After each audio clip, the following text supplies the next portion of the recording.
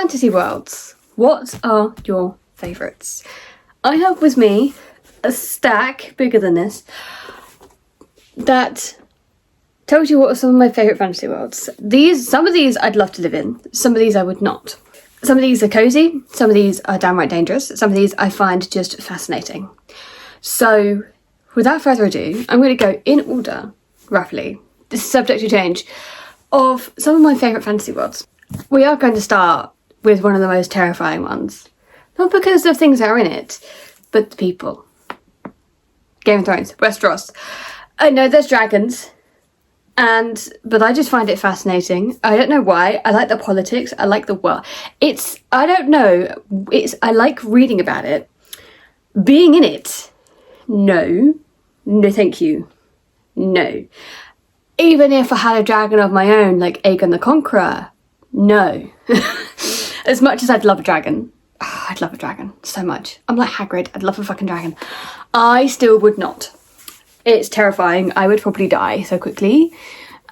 The people in this that orchestrate a lot of this that happens in this book, it's just no. But I find it entertaining.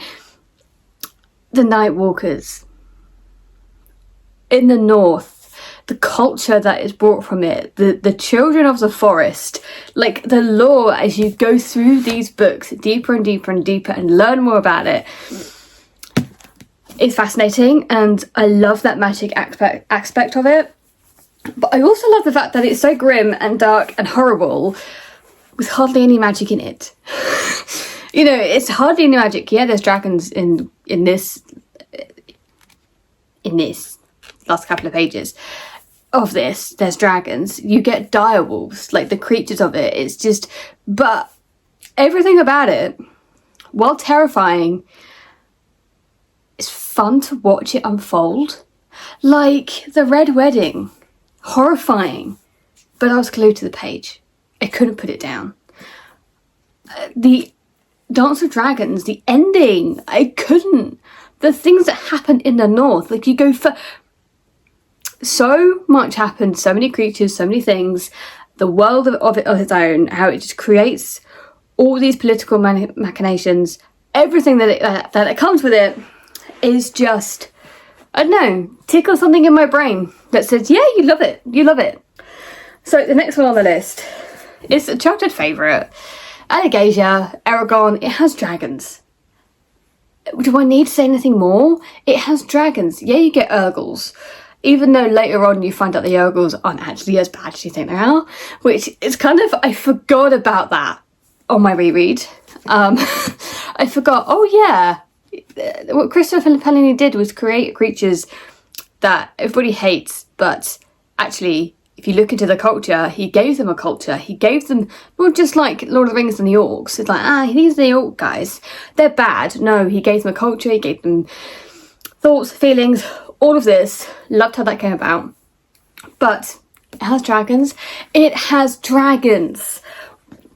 Dragons.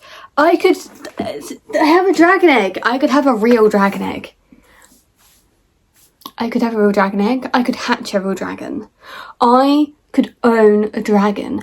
I could be in a world where I could see a dragon. To walk up to Saphira.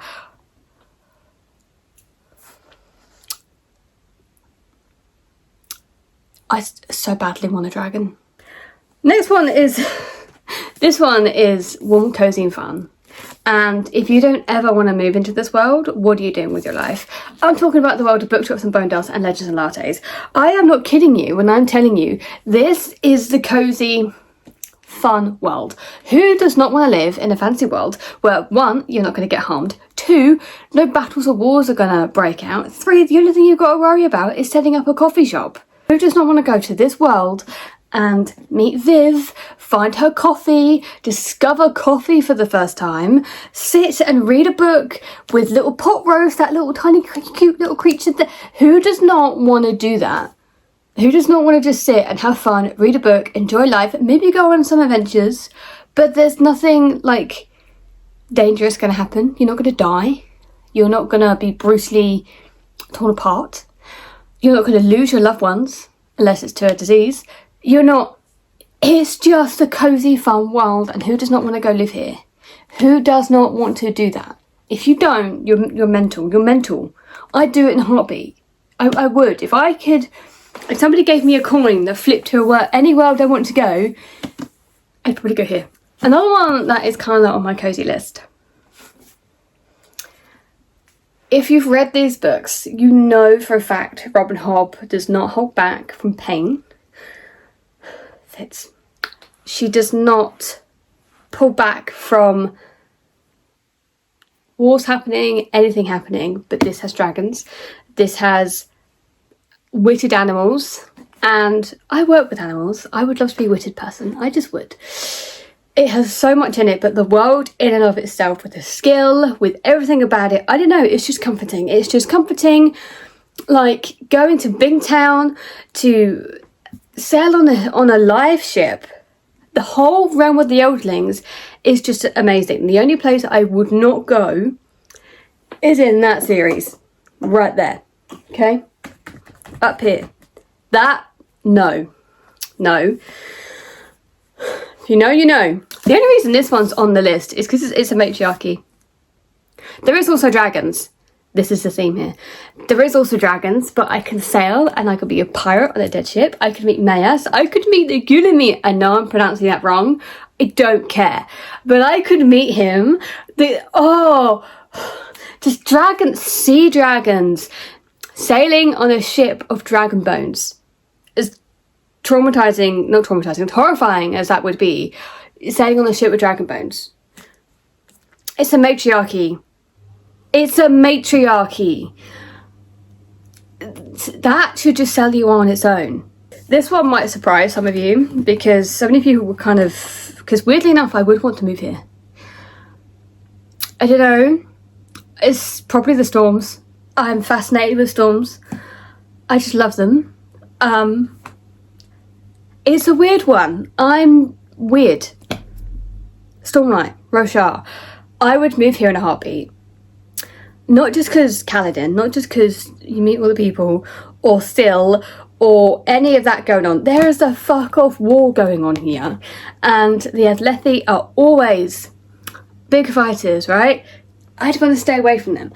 But I just love the Stormfather. I love the storms. I love the world. I love how Sanderson has really delved deep into everything that he's created and found an answer for everything.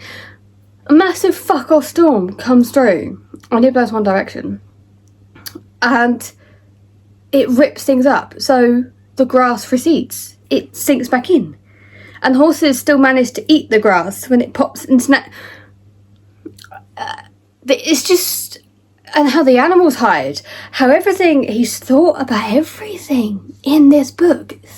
You can see I'm still like part way through it. I have been reading this since May, but other books have been taking precedence because I just haven't been dragging this around with me everywhere I go. Because weirdly enough, I've hardly been home since May till like now. So I will get it done. By the end of October, I will probably have this finished and then I'll just like binge read Stormlight. But the world that he's created, Shadesmar, sounds fascinating. Although I prefer just like living on like the top Roshar surface, like that would cool me.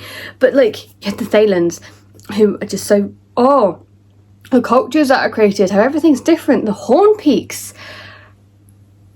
Like, who does not want to go live in Roshar? I know the storms come through, I know there's a massive war, but the storms, guys. Like, imagine just hunkering down and, like, seeing the storm come and be like, oh my god, and it would be fascinating and terrifying, but fascinating. I would probably get the best sleep of my life during a high storm. Not gonna lie. If it storms here in the UK, I'm out like a baby. I fucking love it. Thunderstorm, cracking it. Love the shit out of it. I sleep my best. So it's like when you think of that and multiply it by loads, I would sleep the absolute best. That is not the only reason why I want to move to Roshar. Oh, it's one part of the reason. Everything about the world, the Shattered Plains, the magic. I would go here so fucking quickly. I couldn't mention a video of my favourite worlds and not mention Middle-earth. This is the one that, if there was anywhere you go when you die, I want to go to Middle-earth. I just want to be in the Shire getting fat and eating cakes with no repercussions. That is what I want. I want to be just hanging out with Sam and Frodo and Merry and Pippin, getting into trouble and just enjoying my life. And who doesn't want to live in Middle-earth? Middle-earth is the top tier best world that has ever been created. It's comfort, it's lovely, it's cozy. Even all the way through to Rivendell. Again, it's so sweet and lovely. Then you have Rohan, World of the Horses. Love that as well. But then you get to Gondor, and they're all different things. I mean, my heart is in the Shire, but I'd love to visit all over Middle-earth. I'd go everywhere. I'd go to the gates of Mordor. I'd flip Sauron off. But honestly, just to live in the Shire, would just be absolute wonder. And you could offer me all the money in the world, and yet I would still want to live in the Shire rather than take it. So those are all my favourite fantasy worlds. Let me know what are your favourite fantasy worlds and see if they coincide with mine, because it will take a lot to top Middle-earth. But let me know what yours are below, and happy reading.